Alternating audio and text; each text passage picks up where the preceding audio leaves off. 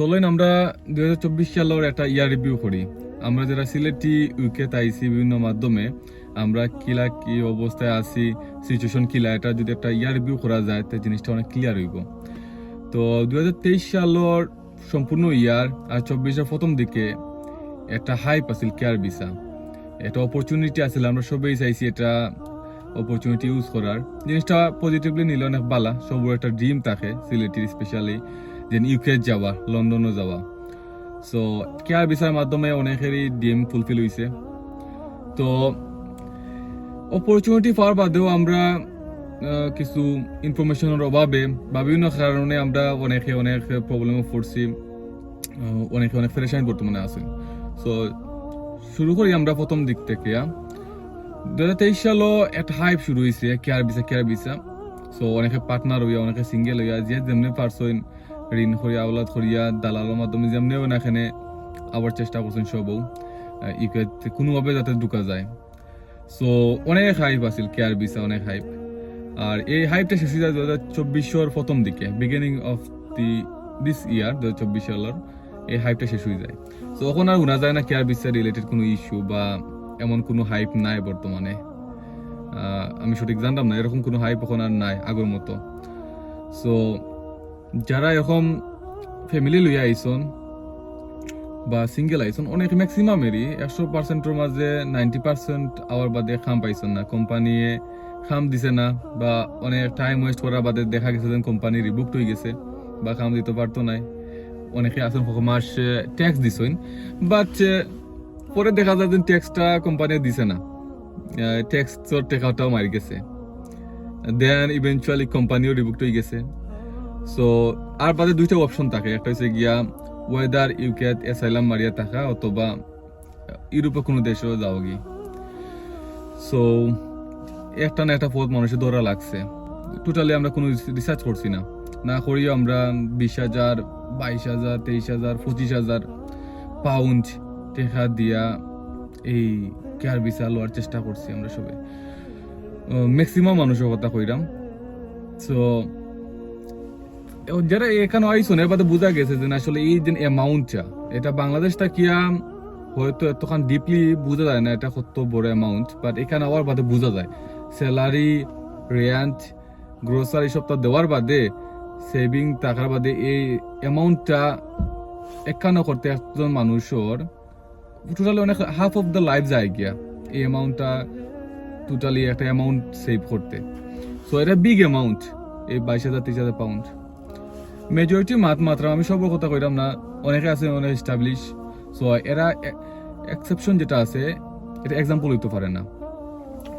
So এই একটা mistake, অনেক বড় মিস্টেক। দেন অনেকে ডিপ্রেশনও অনেক, কারণ যারা ফ্যামিলি লই আইছেন এরা কাপল রুম পাওয়া যায় না, রেন্ট অনেক হাই। সো তারা অনেক কষ্টে সার্ভাইভ করডা। কারণ হচ্ছে গিয়া সিঙ্গেল যে কোনো কারণে ফরি থাকতে পারবো, বাট যারা কাপল লইয়া আইসন, ফ্যামিলি লইয়া আইসন, এরা তো একটা রুম লাগবে স্পেসিফিক।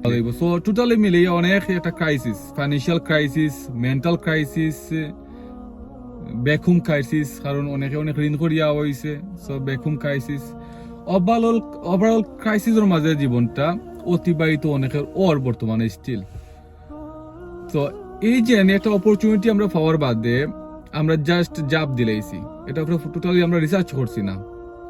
আমরা সাসায় কইছো না মলা সাসায়ও তারাও দোষ দেওয়া যায় না, তারাও তখন ডিপলি চিন্তা করছেন না।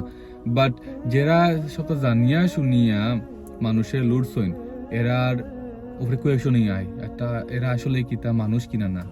কারণ যে জানিয়া শুনিয়া যদি এখন মানুষের বিপদের দিকে নিতে চায়, তো তার উপরে তো অবশ্যই কোয়েশনিং আয়। বাট তার উপরে কোয়েশনিং করার আগে আমরা নিজের উপরে কোয়েশনিং করা দরকার, যে আমরা তো একটা ব্রেইন আছে, সো এটা তো ইউজ করা দরকার। সো কমন সেন্স একটা বিষয় আছে।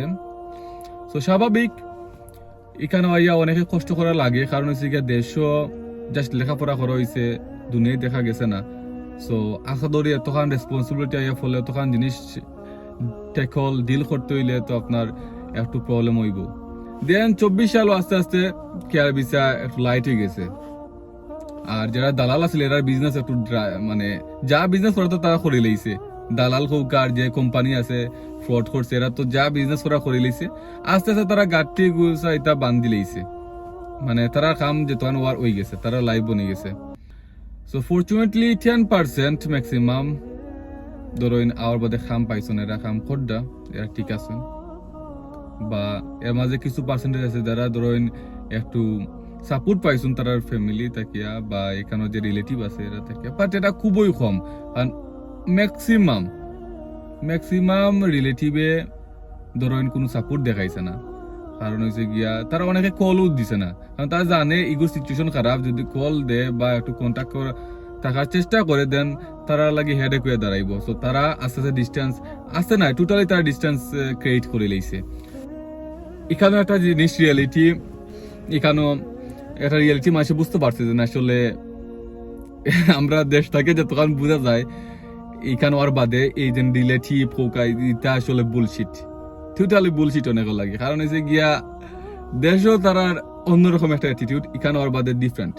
কারণ এখানেও সব হয়েছে গিয়া ইকুয়ালিটি, তুমি রুজি করো তুমি চলো, সেই করে ফাইন্যান্সিয়ালি হেল্প করার কোনো মেন্টালিটি নাই। কারণ হচ্ছে গিয়া যার যে জান লইয়া যার যে ব্যস্ত সব ইয়া নফসির উপরে আছে, নিজের জান বাঁচলে পরের কথা। সো টোটালি 24 আর 23 ওর্স ইয়া রয়েছে সব, মানে ম্যাক্সিমাম মানুষের লাগে যারা আমরা সিলেটি যেটা না বুঝিয়া না রিসার্চ করিয়া ম্যাক্সিমাম যেটা হয় এখানে উইকে তাও হয়েছে। সো আল্লাহ বালা জানো এটা সিচুয়েশন গ্রাজুয়ালি কিতা কোন পর্যায়ে যাইব, বা সো দ্যাটস অল। এটা আসলে হইয়া শেষ করা যেত না এই বছরটার কার কিলা সিচুয়েশন হইছে, বাট ওভারঅল যদি চিন্তা করা যায় ম্যাক্সিমাম 90% মানুষ স্ট্রাগল করছে, করার মাঝে আছে। সো আল্লাহ সবের সাহায্য করতা, আল্লাহ সবার জীবন ইজি করতা।